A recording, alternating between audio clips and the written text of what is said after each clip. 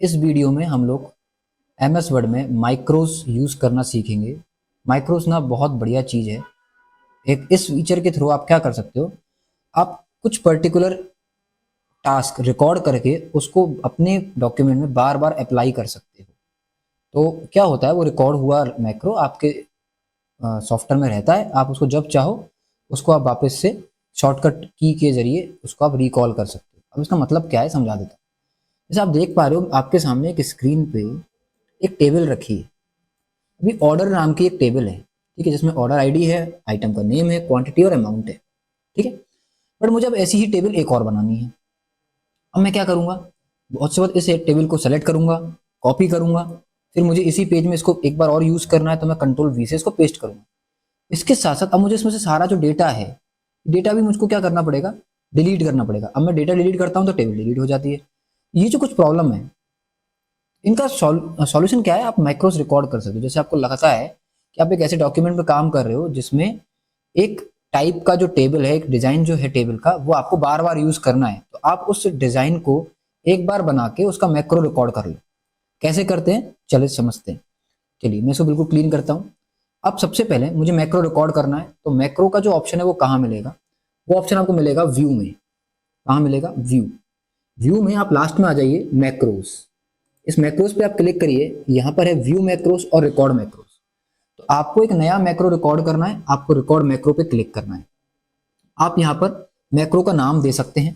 मैं यहाँ पे नाम देता हूँ टेबल 1, ठीक है। और इस मैक्रो का एक शॉर्टकट मुझे सेट करना पड़ेगा कि मैं जब कीबोर्ड से वो शॉर्टकट प्रेस करूं तो वो मेरा मैक्रो अप्लाई होना चाहिए। तो मैं शॉर्टकट पे क्लिक करूंगा और यहाँ पर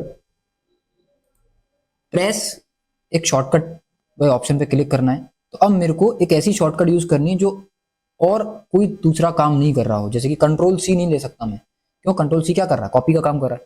तो मुझे ऐसे लेना पड़ेगा, कंट्रोल शिफ्ट और सी ले लिया मैंने, ठीक है, कंट्रोल शिफ्ट और सी। तो मेरा ये जो मैक्रो है वो कैसे अप्लाई होगा, जब मैं कीबोर्ड से कंट्रोल शिफ्ट और सी प्रेस करूँ, ठीक है। उसके बाद आप असाइन पे क्लिक करेंगे, देन क्लोज करेंगे। जैसे आप क्लोज करेंगे तो मैक्रो रिकॉर्ड होना स्टार्ट हो जाएगा। अब देखिए मैक्रो रिकॉर्ड होना स्टार्ट हो चुका है। अब आप वो काम करें केवल जो आपको रिकॉर्ड करना है। तो मुझे एक टेबल बनानी है, तो मैं जाऊंगा इंसर्ट में, टेबल में, और यहाँ से मैं कुछ रोज और कॉलम की यहाँ पर टेबल ले लेता हूँ इस तरह से। अब मुझे इसके कॉलम की साइज छोटी करनी है, मैं छोटी कर लेता हूँ फटाफट, ठीक है। फटाफट से मतलब ये नहीं टाइम नहीं लगना है, बट आप आराम से इसको कर सकते हैं एक बार। बस काम उतना करें जितना आपको रिकॉर्ड करना है, ठीक है। इस तरह कर दिया।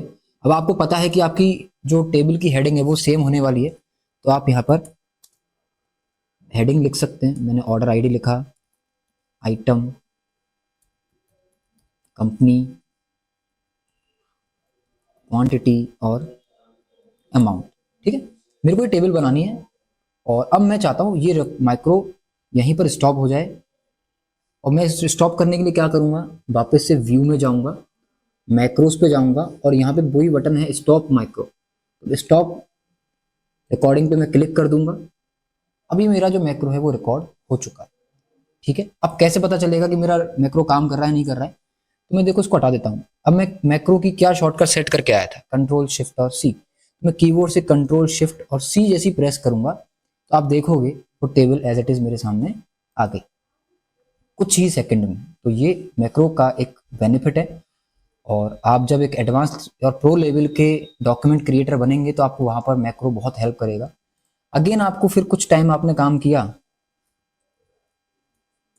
फिर आपको यहाँ पे कुछ नीचे चाहिए, वापस से आपको क्या चाहिए, एक और टेबल चाहिए वो सेम। तो आप क्या करोगे, कंट्रोल शिफ्ट और सी प्रेस करोगे तो आप देखोगे अगेन वो सेम एक टेबल और आपके सामने आ गई। तो इस तरह आप मैक्रो का यूज करके काफी सारा टाइम अपना बचा सकते हो और अपना काम स्मार्ट तरीके से कर सकते हो।